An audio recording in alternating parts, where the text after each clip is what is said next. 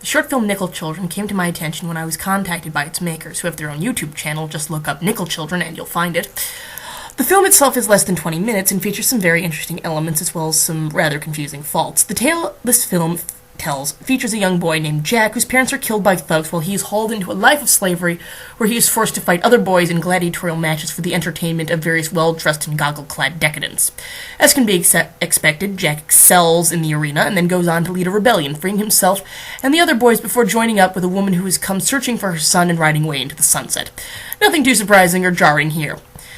Now, the film does have some very good things in its favor. The idea is certainly off the beaten track to a degree, though not so out of the blue as to get too difficult to follow or excessively artsy, the bane of many of the short film.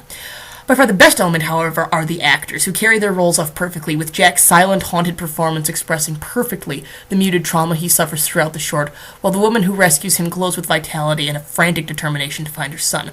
The bad guys ooze with their reprobate natures, while the glittering crowd that stands around the pit are clearly the most frivolous creatures imaginable. It's all very well carried by the cast, who should be applauded for their work.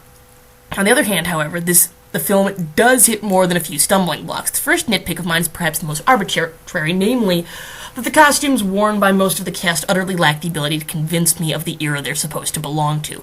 Now, I know that this is obviously an independent film and therefore lacks the costuming department that a big-name movie has, but would it be really too much to ask to artistically age some of the clothes so that they look like they've actually been worn more than once before now? That flaw, however, pales in comparison to the most damning feature of the film, namely the dialogue. This film, quite honestly, should have either had more speech or none at all, since it stands the middle ground and therefore is utterly unsatisfying. Had the film been silent, it probably would have been better, with the actors who, as mentioned, emote extremely well, able to fully tap into their skills. Instead, what speech the film has is clunky, stunted, and often overdone, which hamstrings the actors' performances with weird phrasing while doing nothing to move the story forward. Certain plot points are never explained, i.e. why were Jack's parents killed in the first place, while those that are usually the ones the audience doesn't care about. So is it worth watching? Most certainly yes, though I recommend it with the caveat of this being a valiant but decidedly imperfect first attempt. If this is the beginning of a series of shorts, it is certainly an excellent start, and if not, it will stand alone as an interesting short in the annals of steampunk history. That's all for now. Next time I begin my Halloween series with my review of the Vampire Hunter D novels. Ta!